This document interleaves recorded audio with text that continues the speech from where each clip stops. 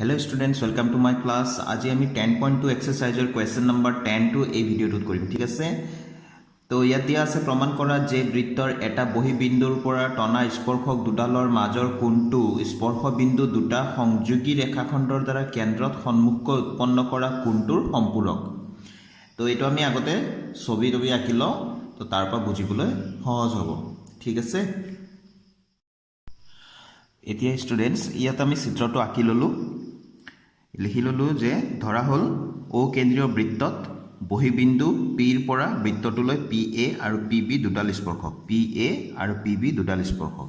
এতিয়া কথাটোনো কি কৈছিলে প্ৰশ্নত আমি ভালকৈ বুজি লওঁ যে প্ৰমাণ কৰা যে বৃত্তৰ এটা বহিবিন্দুৰ পৰা টনা স্পৰ্শক দুডালৰ মাজৰ কোণটো, অৰ্থাৎ স্পৰ্শক দুডালৰ মাজৰ কোণটো এইডাল স্পৰ্শক PA বুলি ধৰি লৈছিলো আৰু PB বুলি ধৰি লৈছিলো, নহয় জানো? এই দুটা স্পৰ্শকৰ মাজৰ কোণটো এইটো, ঠিক আছে? ইয়াক আমি 1 নম্বৰ বুলি কলো। 1 নম্বৰ কোণ স্পৰ্শক দুডালৰ মাজৰ কোণটো স্পৰ্শ বিন্দু দুটা সংযোগী ৰেখাখণ্ডৰ দ্বাৰা, এটি ভালকৈ মন কৰা, স্পৰ্শ বিন্দু দুটা, স্পৰ্শ বিন্দু কোনটো এইডাল স্পৰ্শকৰ স্পৰ্শ বিন্দু A আৰু এইডাল স্পৰ্শকৰ স্পৰ্শ বিন্দু B। এতিয়া স্পৰ্শ বিন্দু দুটা সংযোগী ৰেখাখণ্ডৰ দ্বাৰা কেন্দ্ৰত সন্মুখকৈ, কেন্দ্ৰত বুলি ক'লে কেন্দ্ৰ এইটোই, তাৰমানে এইটোক আমি সংযোগ কৰিব লাগিব, ঠিক আছে? এইটো আমি সংযোগ কৰিলো, জানিবা এইটো সংযোগ কৰিবলৈ দিছে, আমি সংযোগ কৰিলো, আৰু ইফালেও আমাক সংযোগ কৰিব দিছে, আমি সংযোগ কৰিলো, স্কেলেৰে ধুনীয়াকৈ সংযোগ কৰিবা। তো ৰেখাখণ্ডৰ দ্বাৰা কেন্দ্ৰত সন্মুখকৈ উৎপন্ন কৰা কোণটোৰ সম্পূৰক। এতিয়া প্ৰথমতে কৈছিলে এই 1 নম্বৰ কোণটো, এতিয়া কৰিলে কেন্দ্ৰত কৰা কোণটো এইটো, তো এইটো আমি নাম্বাৰ দিলো 2, ঠিক আছে? এইটোক 2 নম্বৰ বুলি দিলো।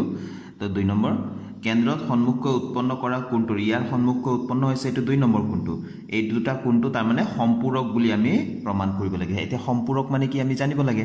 সম্পূৰক মানে কি, দুটা কোণৰ যোগফল আমি কিমান দেখাব লাগিব, 180 ডিগ্ৰী। নিশ্চয় এতিয়া প্ৰশ্নটো ভালকৈ বুজি পাইছা। ভেৰি ইণ্টাৰেষ্টিং কুৱেশ্যন আৰু একেবাৰে সহজ কুৱেশ্যন, ঠিক আছে?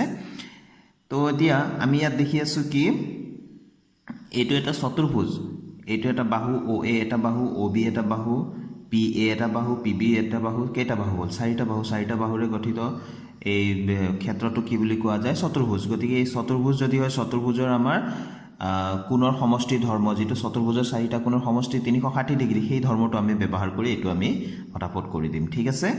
তো ইয়াত আমি কি প্ৰমাণ কৰিব লাগে বুলি ক'লো, যে প্ৰমাণ কৰিব লাগে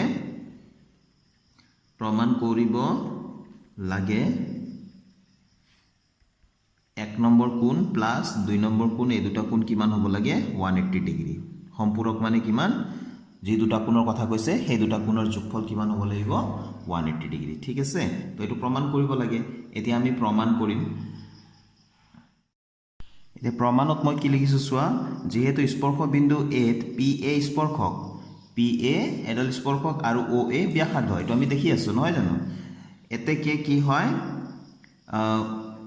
স্পৰ্শ বিন্দুত টনা ব্যাসাৰ্ধডাল স্পৰ্শকৰ ওপৰত সদায় লম্ব, এইটো আমি জানো 10.1 উপপাদ্য মতে, নহয় জানো? তো সেই কথাটো আমি ইয়াত এতিয়া লিখি দিম। তো মই কথাখিনি ইয়াত লিখি দিলো, যিকোনো বিন্দুত টনা স্পৰ্শকডাল স্পৰ্শ বিন্দুৰ মাজেৰে যোৱা ব্যাসাৰ্ধৰ লম্ব, অৰ্থাৎ এটা বৃত্তৰ, ইয়াত আমি দুটা শব্দ লগাই দিব পাৰো, এটা বৃত্তৰ যিকোনো বিন্দুত টনা স্পৰ্শকডাল স্পৰ্শ বিন্দুৰ মাজেৰে যোৱা ব্যাসাৰ্ধৰ লম্ব। যেহেতু ইয়াত বৃত্তৰ কথাই চলি আছে, সেইকাৰণে মই এটা বৃত্তৰ কথাটো লিখা নাই, আৰু এইটো হ'ল আমাৰ 10.1 উপপাদ্যৰ পৰা। 10.1 উপপাদ্যটো ঠিক যেনেকৈ আছে সেইদৰে ইয়াত লিখা হৈছে।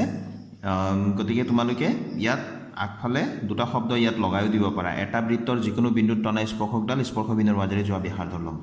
তো সেইকাৰণে তাৰমানে সহজ ভাষাত ক'বলৈ গ'লে স্পৰ্শ বিন্দুত টনা এইডাল যদি স্পৰ্শক হয়, স্পৰ্শকে য'ত টাচ কৰিব সেইটোক স্পৰ্শ বিন্দু বুলি কোৱা যায়, আৰু স্পৰ্শ বিন্দুত টনা ব্যাসাৰ্ধটো সদায় স্পৰ্শকৰ ওপৰত লম্ব, অৰ্থাৎ এইটো 90 ডিগ্ৰী হ'ব, ঠিক আছে? তো এতেকে আমি কি লিখিব পাৰো, OAP কোণ ইকুৱেল টু 90 ডিগ্ৰী, ঠিক আছে? তো একেদৰে আকৌ এইফালেও আকৌ B স্পৰ্শ বিন্দুত PB স্পৰ্শক আৰু ইফালে OB হ'ল ব্যাসাৰ্ধ, গতিকে এইটো ইয়াত লম্ব হ'ব, নহয় জানো? সেই কথাটোৱে মই এতিয়া লিখিম। তো মই ইয়াত লিখি দিলো। এতিয়া একেদৰে স্পৰ্শ বিন্দু B PB স্পৰ্শক আৰু OB ব্যাসাৰ্ধ, এইটো PB স্পৰ্শক আৰু OB ব্যাসাৰ্ধ, গতিকে OB লম্ব PB, এতেকে OBP equal to 90 ডিগ্ৰী এইটো OBP এই কোণটো 90 ডিগ্ৰী হ'ব নহয় জানো তো এইটো হৈ গ'ল এতিয়া আমি এই চতুৰ্ভুজত এতিয়া APBO বা OAPB এটোৱে কৰিম OAPB চতুৰ্ভুজত কোণৰ সমষ্টি ধৰ্ম মতে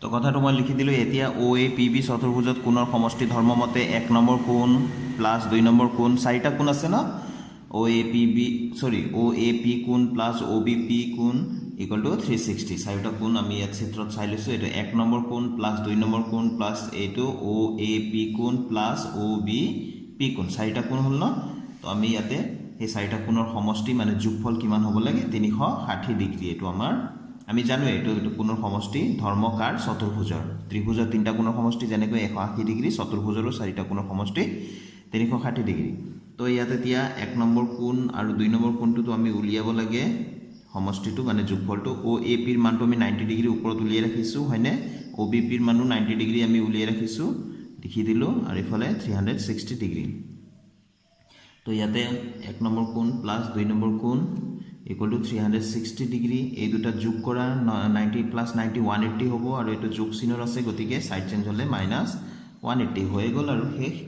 এতেকে 1 plus 2 equal to 360 पर 180 গলে 180 ডিগ্ৰী ঠিক আছে তো এইটো হৈ গল আমাৰ প্ৰমাণ কৰিবলগীয়া তো অতি সহজ আছিল নহয় জানো ইয়াত কেৱল চতুৰ্ভুজৰ চাৰিটা কোণৰ সমষ্টি ধৰ্মটো আৰু 10.1 উপপাদ্যটো ব্যৱহাৰ হৈ আছে হয়নে গতিকে এইটো আমি প্ৰমাণ কৰিব লগা আছিল আমি প্ৰমাণিত হ'ল বুলি লিখি দিলো তো এই অংকটো নিশ্চয় তোমালোকে বুজি পাইছা তো অতি সহজ আছিল নহয় জানো তোমালোকে এনেকৈ প্ৰেক্টিস কৰিবা